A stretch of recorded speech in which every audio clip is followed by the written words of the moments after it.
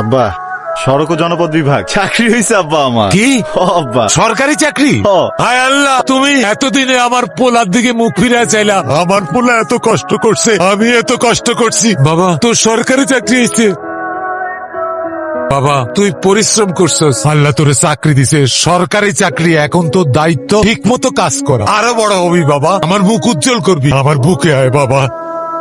আমি দোয়া করি তুই অনেক বড় হ, আল্লাহ তোকে অনেক বড় করুক। মা, তুমি আমার জন্য অনেক কিছু করছো, আমি কখনোই তোমাদের জন্য কিছুই করতে পারিনি। এবার একটু বেশি বেশি দোয়া করো, আমি যেন কিছু করতে পারি। দোয়া তো করি। আজকে আমি অনেক খুশি, তোর সফলতা আমাদের সফলতা। তুই চাকরি পাইছিস, আমাদের কিছুই লাগবে না, আমরা এমনিতেই অনেক খুশি। আব্বা, একটা কথা বলবো? বল। সবাইকে তো একটু জানাইতে হবে চাকরির বিষয়টা। ও নিয়ে তোরে ভাবতে হইব না, আমি গোবিন্দ গোষ্ঠ বইলে আসছি। ও 20 কেজি সেনার ভালো মিষ্টি পাঠাইয়া দিব। এবার খুশি তো? অনেক খুশি। তাইলে তোমরা একটু কথা বলো, আমি একটু আসতেছি। একটু আসি মানে? মাত্রই তো আসছিস, আবার যাবি কোথায়? অফিসিয়াল কাজে থাকো, আমি পরে কথা বলতেছি। আরে ভাত খেয়েও গেল না। আরে বোঝো না, কোথায় গেছে বোঝো না? আকবর মাস্টারের মেয়ে। তোমার না মুখে কিচ্ছুই আটকায় না। হয়েছে আনসারও? না, ছাড়বো না, ভাল লাগতেছে এখানে কিছুক্ষণ থাকি। বুঝতেছো না কেন? সন্ধ্যা নামতেছে না? আনসারও? 5 মিনিট। আমি তো চাই তুমি সারাদিন রাতে এইখানেই থাকো, কিন্তু চাচি রাজি হবে না। রাজি হবে না কেন? 100 কিলোমিটারের যে রাস্তাটা হবে ওইটার ফাইল স্যার। আপনি কি ছুটিতে আছেন? এই অবস্থা কেন কাপড়ের? Sorry sir. কালকে থেকে ঠিক করে আসবেন। স্যার আসসালামু আলাইকুম। ওয়ালাইকুম আসসালাম। আসসালামু আলাইকুম স্যার।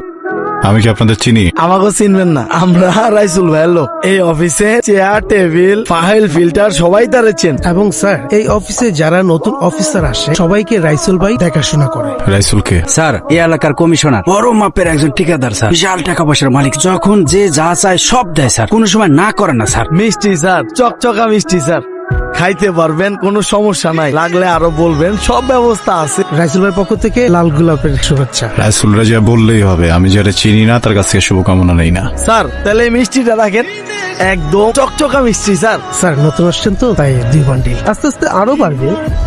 ঘুষ দিতেছেন? না না স্যার, ঘুষিও বকে, মিষ্টি দিলাম। বেশি মিষ্টি খাইলে না ডায়াবেটিস হয়ে যায়। রাইসুল রাজিয়া বলবেন আমি মিষ্টি খাই না। ভাই তোমরা এনে বসে রয়েছো কে? স্যার এসব খায় না, যাও যাও যাও। এই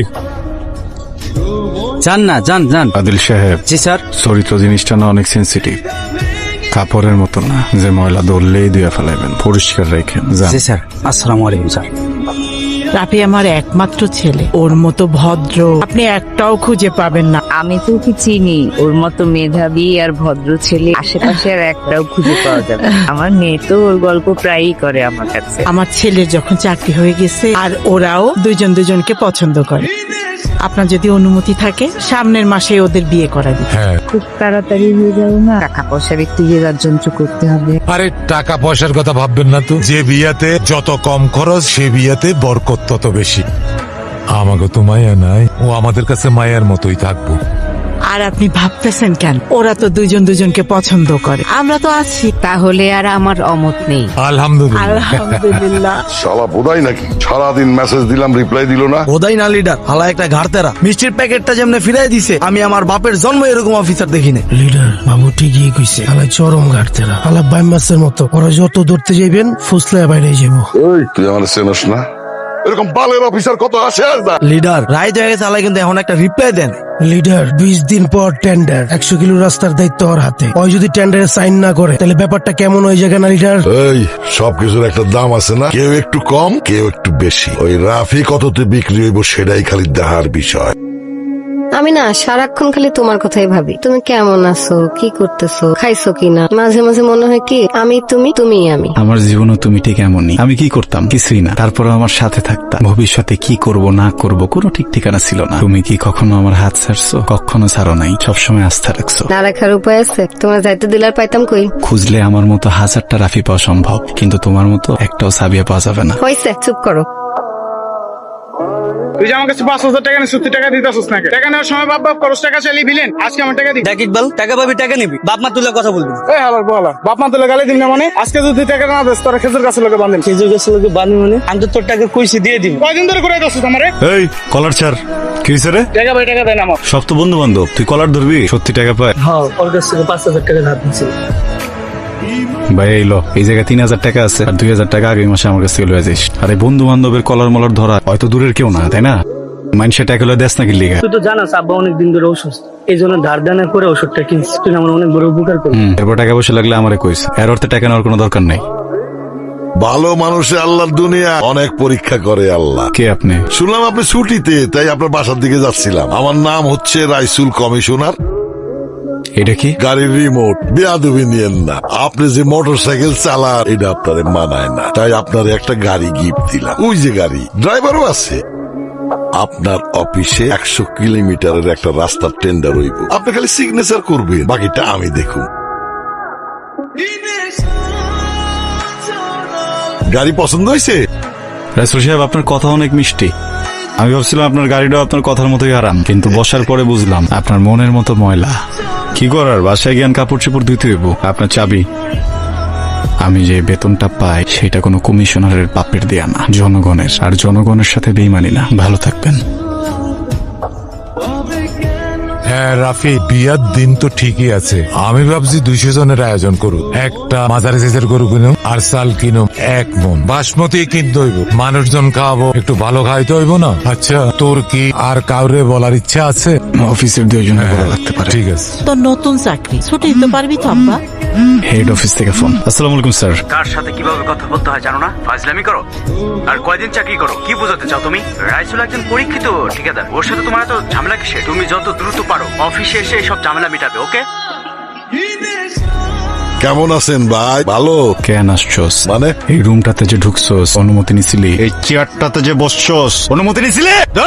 16 বছর বাপমা পড়াইছে, তারপরে চেয়ারে বসছি তোদের গোলামি কাটার জন্য। তুই কি ভাবছ তুই টাকা ফালাবি আর তোর এই কুত্তার মতো আমি তোর পিছে পিছে ঘুরুম? এই রাস্তা তোর বাপের টাকা দিয়ে হইতেছে না, আমজনতার লগে আমি বেইমানি করুম না। বাইরো বাইরো। এমপি, মন্ত্রী, অফিসার, ঠিকাদার সব আমার পকেটে।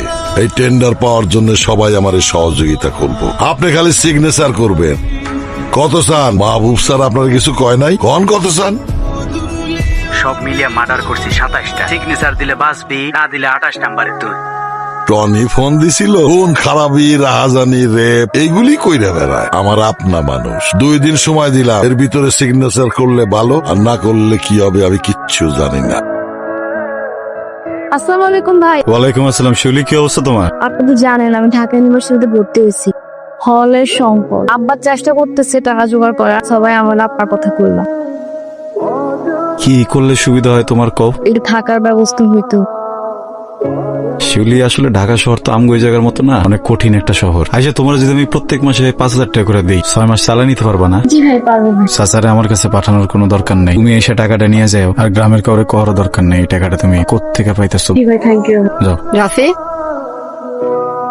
এই জন্য আমার ফোন ধরো না? না কি কও এসব? যা কই ঠিকই কই। শিউলি ঢাকা বিশ্ববিদ্যালয়ে পড়ে, তুমি সরকারি চাকরিজীবী। ভালোই তো, আমার বাপ নাই, বেশি পড়ালেখা জানি না। আমার সাথে যায় তোমার? ভুল বুঝতেছো। ভুল না, 7টা দিন ধরে ফোন দিতেছি, একটাবার ফোন ধরো না। তুমি জানো না তোমার না দেখলে আমার কষ্ট হয়?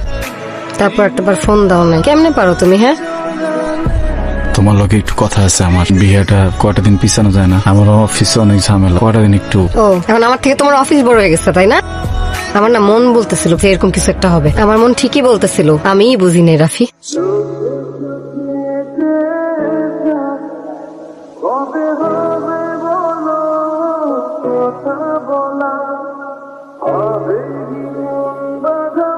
এত বেতন, এত ভালো চাকরি, আমার তো আগেই সন্দেহ হয়েছিল। হ্যাঁ গো, কি মাইয়ার অভাব হয়েছে? বিয়ে তো ভাঙে নাই মা, পিছাইছে।